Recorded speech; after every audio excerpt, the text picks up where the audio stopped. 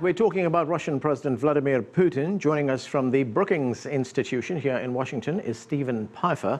He served as the United States ambassador to Ukraine under President Bill Clinton and is currently the director of the Arms Control and Non-Proliferation Initiative at Brookings. Ambassador, thanks for joining us. Thank you for having me. The United States and its allies see President Putin as a threat, as a powerful leader who wants to relive the days of the Cold War. But if we look at President Putin's actions over the past few years, he did help broker a ceasefire in Ukraine. He did help persuade Bashar al-Assad of Syria to get rid of chemical weapons. So is it possible that the West is misjudging his intentions? I don't think so. I mean, I do give President Putin credit for the effort that he put into the agreement to remove chemical weapons from Syria. But when you look at Russian actions against Russia over the last 15 months, it's very clear that Russia, first of all, used military force to seize Crimea in violation of a host of agreements that the Russians have signed on to. And then after that, Russia has supported, fueled, provided leadership to, provided heavy weapons to the separatists in eastern Ukraine. And we've seen at several points in the conflict, regular units of the Russian army go into eastern Ukraine. The Russian view, of course, is very different. They see Western influence in Ukraine as posing a threat to Russia itself. Yeah. No, and certainly if you look at the Kremlin narrative, they talk about NATO expansion designed to hem in Russia. But if you go back and look at the last 5 years, there's very little evidence to support that Russian narrative. Over the last 5 years, there has been no serious push within NATO to put Ukraine on a membership track. The Obama administration hasn't pressed it. The Germans and the French have made clear that they oppose it. So there never was in the last 5 years a serious possibility that Ukraine would draw closer to and join NATO.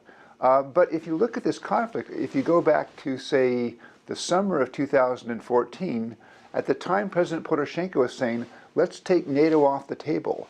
We'll put it off the table. We won't think about, joining NATO or drawing closer to NATO for years.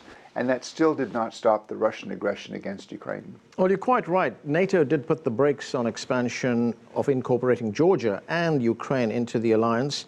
These were during the negotiations in 2010. But it did issue a statement after those negotiations which said these countries will become members of NATO. That statement goes back to the Bucharest summit in 2008, and quite frankly, that statement to me shows the fallacy. It's not smart for leaders to sit down and negotiate communique language. What I believe happened is President George W. Bush wanted to make a push at the NATO summit in Bucharest to give Ukraine and Georgia a membership action plan. That's not an invitation to join the alliance, but that's a plan that would help them prepare with a view to a possible future decision. The Germans and the French opposed that, and I believe what happened in the end is that Chancellor Merkel wanted to give some kind of consolation prize to President Bush, so he got that language. But that language is something that I think most NATO ambassadors, had they been in the room when that language was being worked out, those ambassadors would have argued against the language, because NATO doesn't use that kind of language until a point where a country is really on the verge of entering the alliance. But language aside, let's look at the reality of the situation. Was there not a tacit agreement at the time President Bush the senior that was in power, together with his Secretary of State James Baker? Was there not a tacit agreement? Did they not assure President Mikhail Gorbachev at that time that there would be no eastward expansion of NATO, save for East Germany, which of course would become part of a unified Germany? There's actually a lot of debate about that, but I would actually go back about several months ago, actually at the end of 2014, former President Gorbachev himself said, I never made an agreement or never reached an agreement with NATO on the question of expanding into Eastern Europe. He said that agreement was simply limited to Germany. And at the time, there was an agreement reached in the context of German unification, where the German government, the West German government and NATO agreed there would be no deployment of NATO forces into Eastern Germany, particularly at a time when it was going to take the Soviet Union still a number of years to withdraw Soviet contingents in that region. So there's no doubt that there was an agreement made with regards to East Germany. But I was in the US government at the time working on what was in the Soviet desk. And in 1989, 1990, the idea that you might at some point have Poland, Hungary, the Czech Republic asking to join NATO, people simply were not thinking in those terms. When one looks at the world today and all the dangers that the world faces, you have the United States and its allies on one side, you have the Russians on the other side. Who needs the other more in terms of diffusing all these crises that we see around the world? We see Islamic State, we see the negotiations taking place with Iran, we see the Middle East, other parts of the Middle East which are having problems. Who needs the other one more? Well, I think if you look at the West and Russia, on some issues, Ukraine currently, there are very sharp differences, but there are also a set of issues where it makes sense for the countries to work together. And so despite Ukraine, you've seen, for example, the United States and Russia continue to cooperate on the negotiation with regards to Iran, where they work in the context of the permanent 5+1 negotiation with Iran that's working towards achieving an agreement under which Iran would address international community concerns about its nuclear weapons program. There's, I think, still cooperation between Russia and the United States on Afghanistan. So, for example, you still have supplies transiting Russia into Afghanistan, but that's based on interest. Russia does not want to see Afghanistan descend into chaos and certainly does not want to see the return of the Taliban.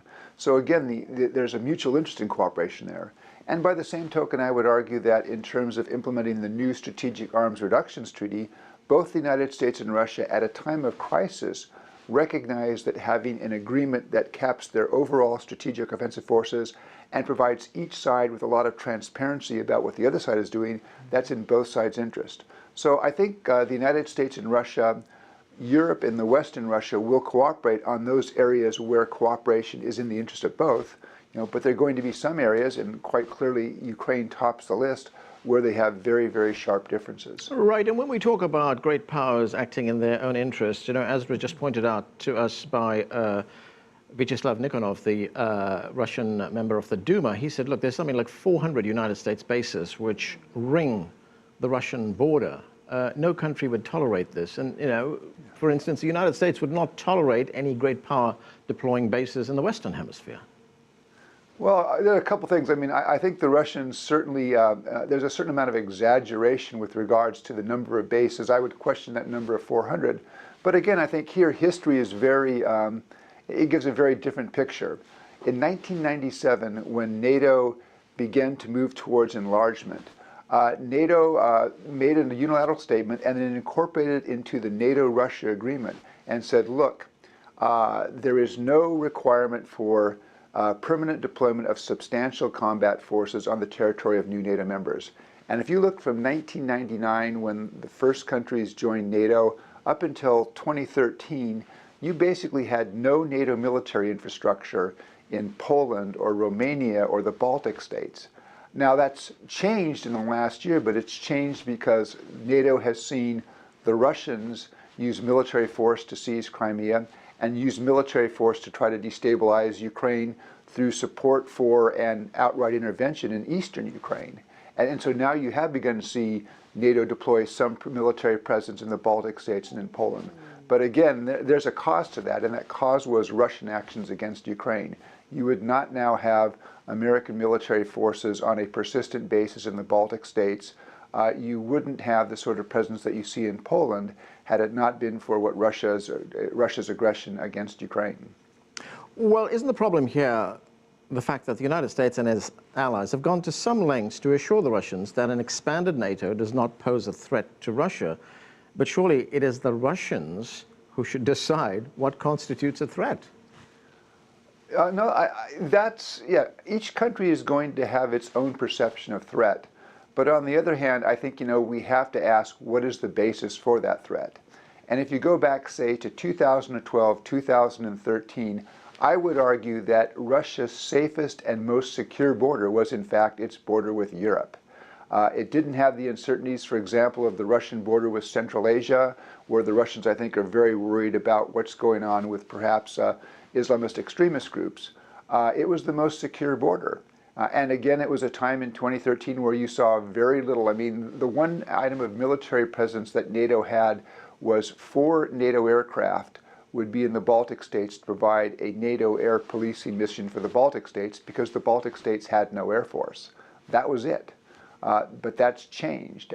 So again, the Russians have a perception, and I think the Kremlin has invested a lot of effort in creating this narrative of a NATO threat. But I think when one looks at it in a serious way, there's really not that much basis for that narrative.